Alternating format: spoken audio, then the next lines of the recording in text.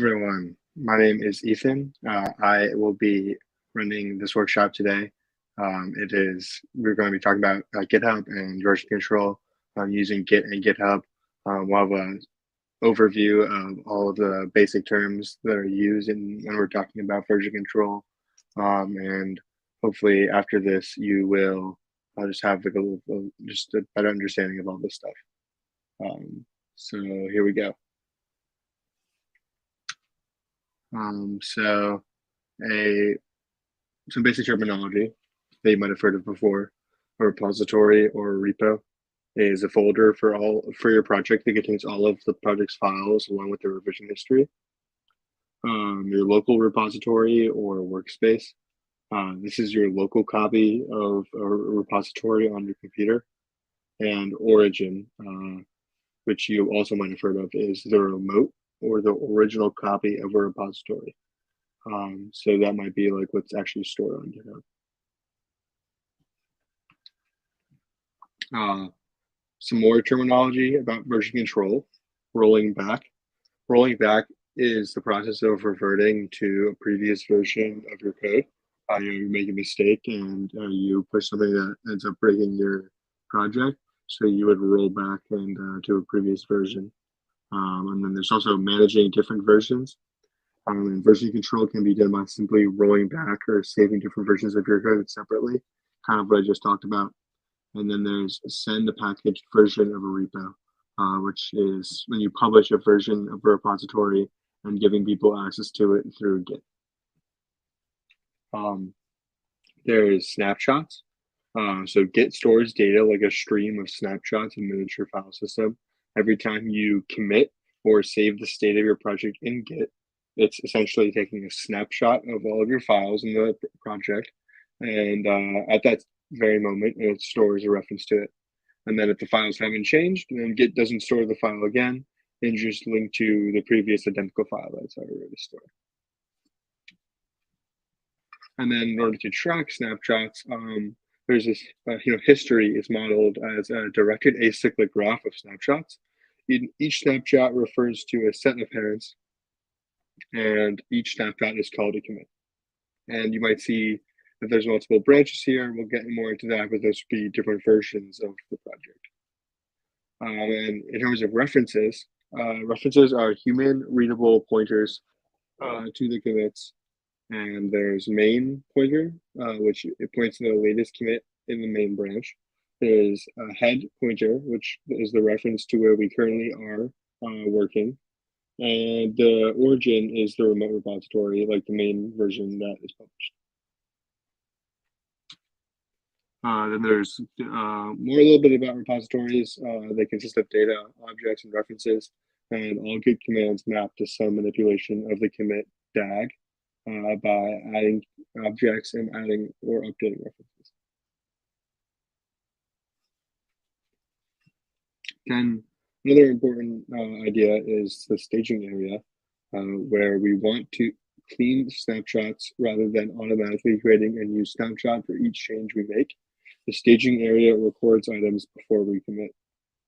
So we have, git add, which moves our changes from our working directory into our staging area, and then commit takes it from the staging area to the repository.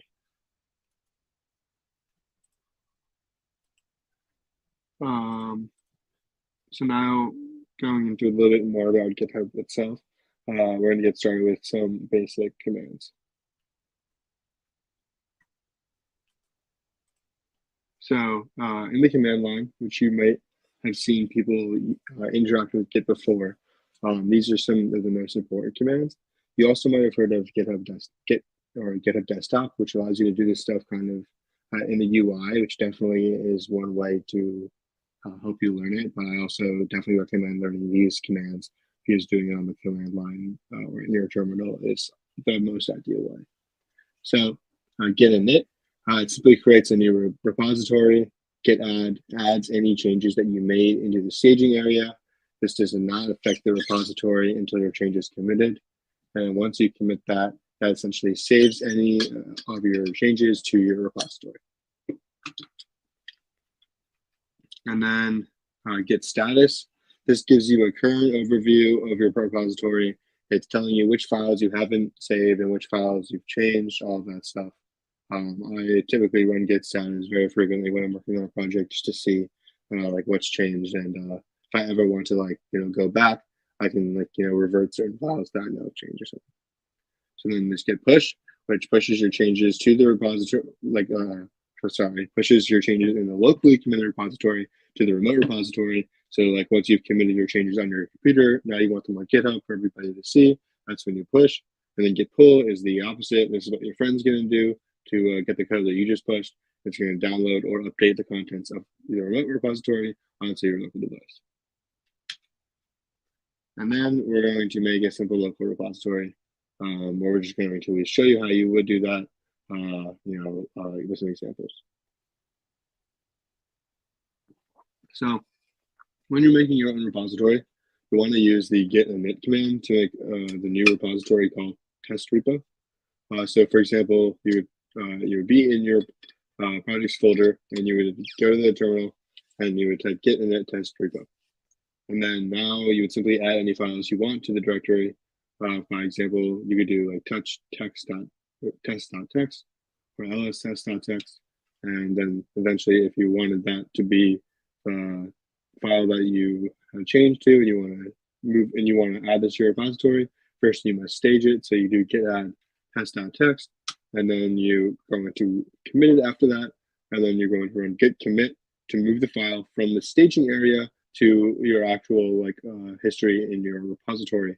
And then you're also going to add the -m option to include a message describing what this commit changes to the repository. Here it's just v1 because it's the first version of the repository. So after that, you might want to check the status to see what's in your staging area, what's in your master branch. So once you say git status, it says, okay, you're on the master branch, there's nothing to commit, your working tree is clean. That means that you're good to go. And then when you run git log, it can show you all of the commits. And you can also run like glol, which I think that might be an extra thing you need to download. But I have it, and it's great because it gives you a much more concise description of the commit history in your terminal.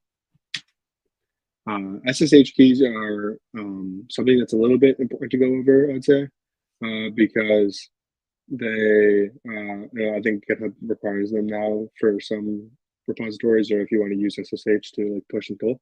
So SSH keys are special, unique files that allow the user to access secure data, in this case, our code. And Git implements a similar level of security and requires users to SSH with SSH keys. If the user does not have a key, they will not gain access to anything. So in order to do this, you would enter the following command with the email associated with the GitHub account, ssh-keygen, and then accept the default save location by pressing enter, and continue by answering the prompts and run the following command. And then the above command copies the SSH key to your clipboard, and then you go into GitHub and you navigate to settings in the right hand corner, and then go to settings with SSH, and then navigate to new SSH key, add the key when finished, then go to your repositories, and then you'll see when you click a new one and you want to name it and you want to be able to use SSH and you create the repository, you will now be able to use an SSH URL because you have enabled the SSH on your account, if that makes sense. So now, I'm just thinking in terms of when we want to discuss pushing to a remote repository, git remote add origin repository. So just like git remote add, this essentially creates a remote connection called origin from your remote local repository. And then git push origin master simply pushes any changes from your local master branch to the remote master branch. And then one of our branches as a whole, a version of the repository that you can edit that has been separated from the master branch. So for example, if you are working on a new feature, but you don't want it to be, you don't want to mess up the version that your users are using, this allows you to create edits on a new feature you're developing without changing the main code. So these branches can be merged later with the master branch. So this is an example of how like it might work with the green circles being the master branch, and then you like diverge off on your own branch to work on the feature, which is based off the master. And then someone else can also go off a master and work on a different feature. At the end, you'll both merge into master to have one working version for like users. And then when you want to check what branch you're on, you can actually run git status like we were talking before, and the first line of the result will be what branch you're currently working on. And then to get a list of all the branches that are in the repository, you can just type git branch. Once you create a new branch, you can use the command git branch and then the name. Or you can use git checkout, which I personally use. I use git checkout branch name, and that creates a new branch. And then to merge to merge a branch to an existing branch, you need to first check out the branch that you want to merge with git checkout that branch, and then merge with git merge and no ff source branch. So that's going to allow you to, if you've been working on something, but you want the changes to go to a different branch, this is how you do that. And you might want to push a branch. To push the branch to a remote repository, you can push your new branch with git push-u origin your branch command within your repository, but you only need to pull changes before pushing new changes. So that is always something to consider. I made a mistake before pushing before pulling new changes, and then that messes up the working tree. So remember always to pull before you push if you have other collaborators.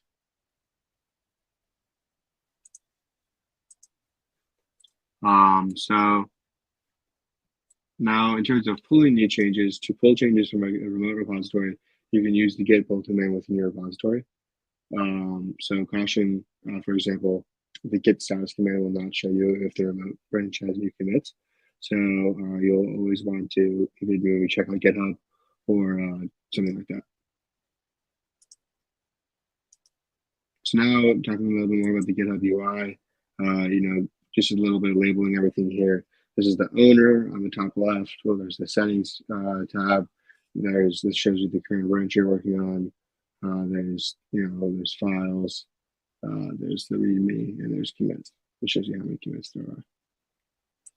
Then you can add collaborators to your project. So if you want other people to be able to pull and push to the same repository, you just add their GitHub name and open the email.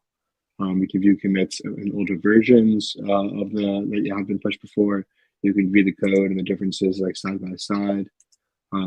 It's really, really useful tool. You can create a pull request, which is essentially, if you have a version or a feature that you want to push to a repository, you can create a pull request showing the owner of the repository your code changes, and then if they accept your pull request, it will be merged into their version. And then you can assign like an assignee or reviewer on there, and it's a really streamlined process, and it's very efficient. And then once you merge your pull request, it'll tell you if there are any merge conflicts that you need to deal with, and then you can just merge it, and then it's good to go.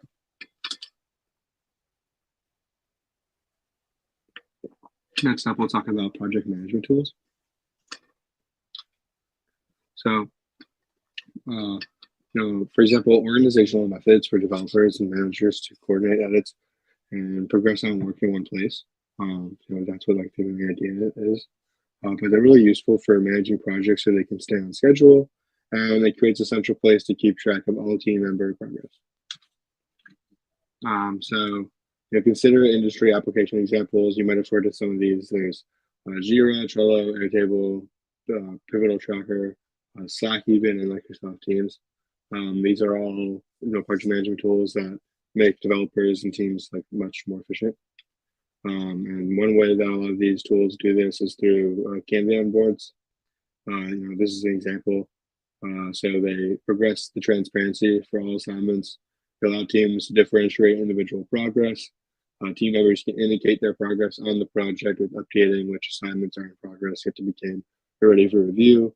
And they're a very common application in the industry world. So, just having you'll have a bunch of maybe tickets of something that need to get done. and then each column will be like in progress, in review, ready to go, like stuff like that. And there's also a Scrum Board, which is something similar, where you organize and manage a timeline of issues and tasks in order to achieve a desired goal. And then you primarily focus on ensuring that project assignments and goals adhere to the timeline. You plan sprints, which might be 2 to 3 weeks long, long goals a team wants to accomplish, while and then a Kanban board would focus on the individual team member tasks. And so I guess that's what the difference is here is that a Scrum Board would be everything in order to achieve like the endpoint for a project's goal, and then Kanban board would be for viewing every individual person's task. And then, so I guess going back into branching a little bit, when do we branch and why would it be useful? So this allows for multiple team members to modify code and work on different assignments for a project. It makes a local copy of the current code that allows a team member to modify and then push to the merge with the main branch. So you might see here we have like the main branch, and then there's a pull request that from the remote branch that pushes the like a working branch to the remote branch, and then merges it to the main branch. So there's a little graph structure here that is very representative of a typical version control system. Okay, so I guess this will walk us through it here a little bit. So first you'll create the local branch, you'll push to main, you'll do a pull request, and then you'll merge to main. And then, so there's two little strategies that you can do for branching. There's branching to feature, and there's branching to feature item. And branching to feature means when you're like copying a feature branch from the main branch, and it can have multiple people working on the same feature, and then this creates a branch that will be the subject of a new feature to implement. And then with branching to feature item, you copy the feature item branch from the feature branch. Typically, one person works on each feature item, creates a branch from the feature branch to address a specific item for the new feature. So this is basically the first one, just branching to feature, is when there's like one branch off of main, and a bunch of people are working on that line. Or there's feature item, which honestly these can be used in conjunction. The feature item would be like, okay, we already have one feature that's off of main, but now we have multiple sub projects for that feature, each of which individuals will branch off of to work on those individual features. So it really breaks down very specifically. This is another graph kind of explaining how it all works. Feature item branching process. You start with the main branch as the feature branch, the feature item branch. And then first that would get merged back into the feature branch, and then the feature branch would get merged back into the main branch. So this is essentially another line of protection to prevent any sort of bugs or changes causing problems to your main branch, which users might be using day to day.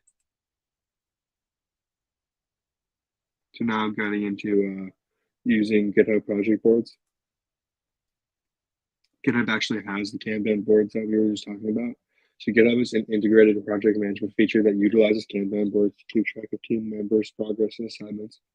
It creates a transparent, organized, and collaborative atmosphere for team projects, and keeps track of and organizes branching, pull requests, reviews, and merges. And there's GitHub Project Management, which the GitHub site has a tab to organize multiple projects for teams. You can click new project and just kind of create a Kanban for whatever you're working on. This is kind of what it looks like. So you can kind of have like a to-do in progress, review in progress, receiver approved sections, and have create tickets and everything that you need. It's honestly a really, really good tool, and it's all free. This is just kind of walking you through here all the features, but really the best way to learn all that is just to kind of know how to do it. So it doesn't really make sense for me to directly just show you screenshots of it. But I definitely recommend going ahead and playing around with the GitHub console, because it's a great skill to be familiar with it.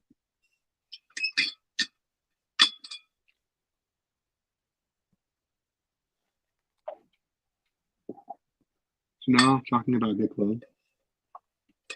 To clone a repository, you are creating a folder or a location on your computer where you would like to access this repository. So say you're a professor or something, post a project, and now you want to have that project locally on your computer. I mean, in theory, you can just download the zip from GitHub and then open it on, on your computer. But another way to do that would be have a link and then be able to just clone it, and it would automatically create that directory for you. So you would CD into the folder that it created after cloning it. You would open the repository on GitHub, copy the URL, then type git clone and paste that URL. And then this is where you would retrieve that link from. You would go to code, and it would show you that link. This is an example of what it would look like in your terminal.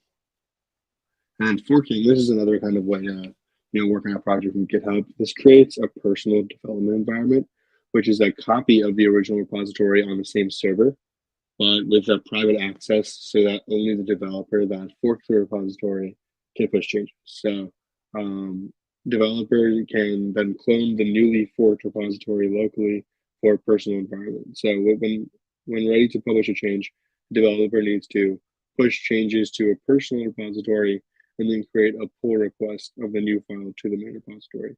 So that's kind of the process for open source development there.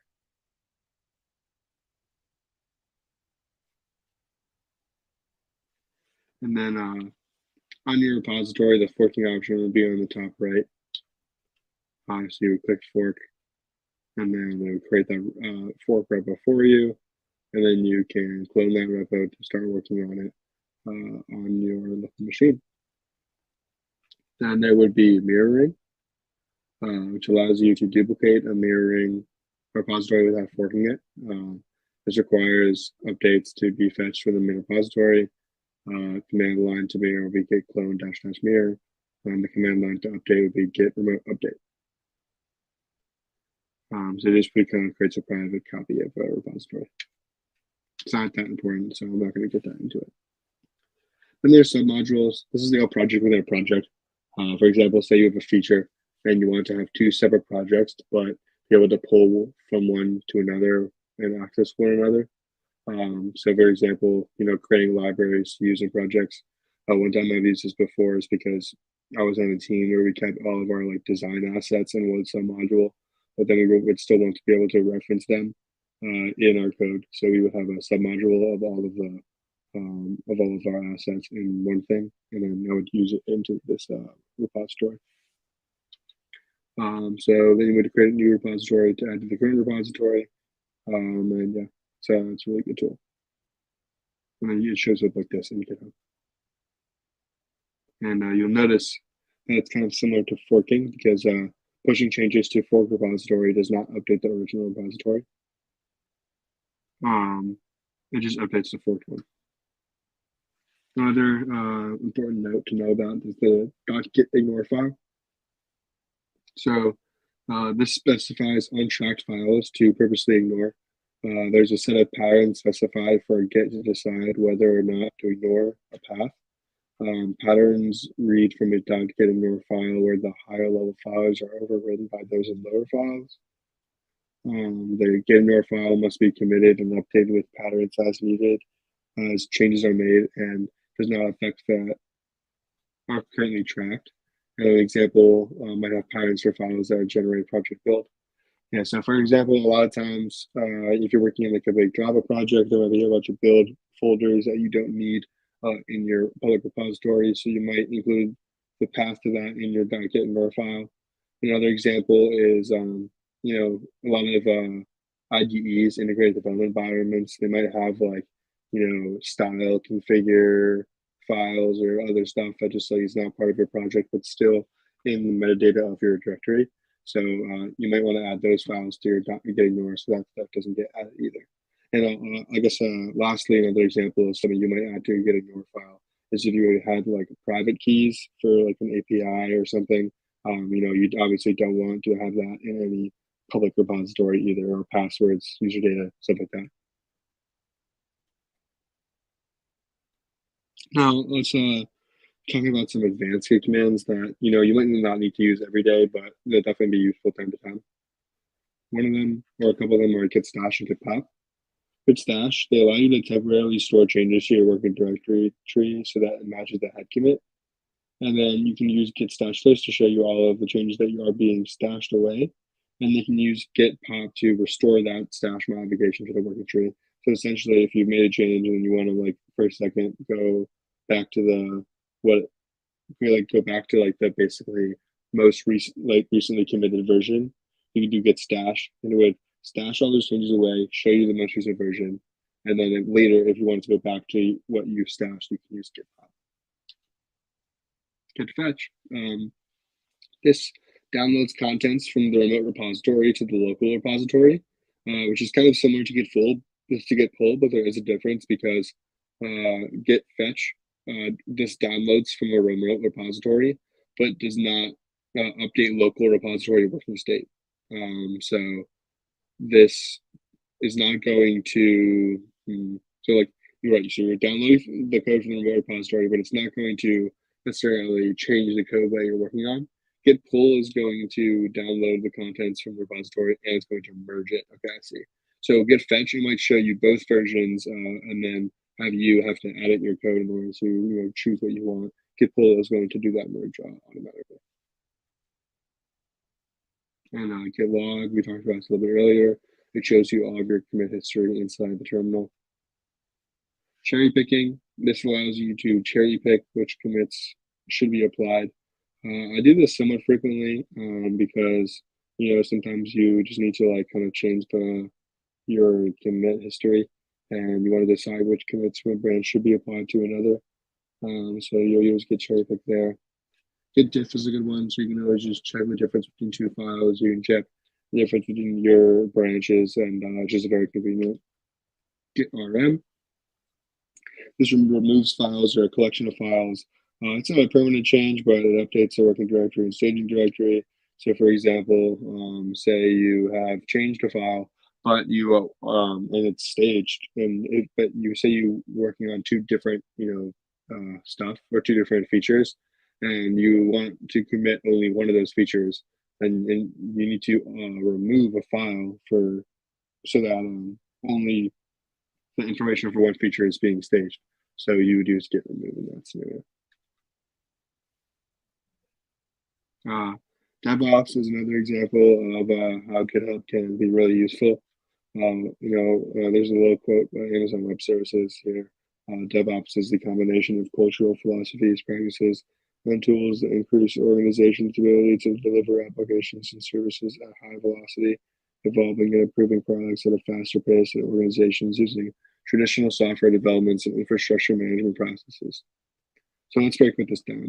Let's break down what this means. So there's a brief history. There's a waterfall model, which is a plan-driven and linear approach. All steps must be planned and scheduled in advance.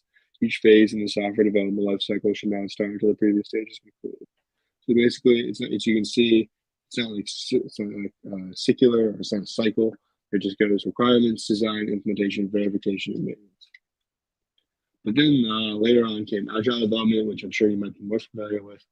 This is a feedback-driven cyclic approach, emphasizes continuous feedback from end users, focuses on short development life cycles that deliver incremental updates, and it capitalizes on continuous integration and continuous deployment.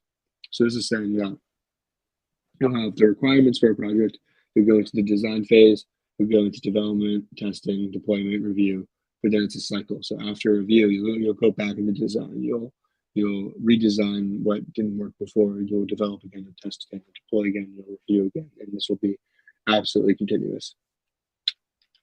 And then there's also enterprise system management, which this helps teams manage IT infrastructure and applications. This focuses on optimizing the delivery of IT services, useful for managing and monitoring complex enterprise scale applications. And this has a lot of different stages that I will go over because it isn't immensely as popular as Agile, but it's definitely worth noting about. So as a whole, what is DevOps though? This DevOps integrates all parties involved with software development and deployment into a single workflow. It emphasizes that developers and IT operations work together. It focuses on rapid delivery, high quality, and reliability. It emphasizes the use of automation. And lastly, it extends Agile principles beyond code to entire software development process.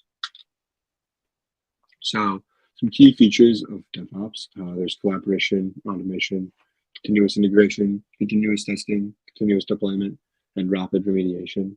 And this is, just a cycle of DevOps that is really just important and, really useful for all developers. And these are some tools that help improve DevOps, AWS, Docker, Git, Jira, Confluence. Not all these are, but those are the ones at the top of the list. And it shows you kind of, where what they help you in. And with that, that's kind of all I have for you all today about,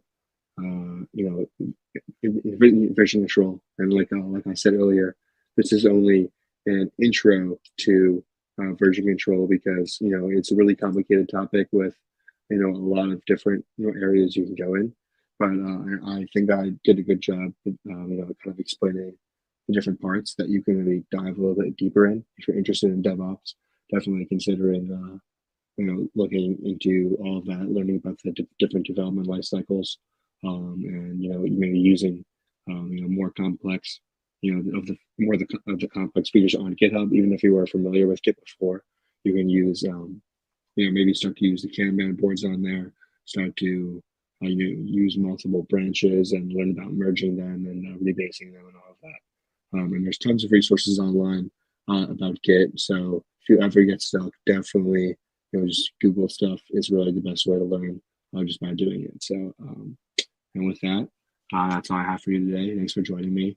And be sure to check in on the link I sent and get a link to Discord to get your points for attending this Global Hack Week event. And I wish you the best of luck. Thank you, everyone. Bye.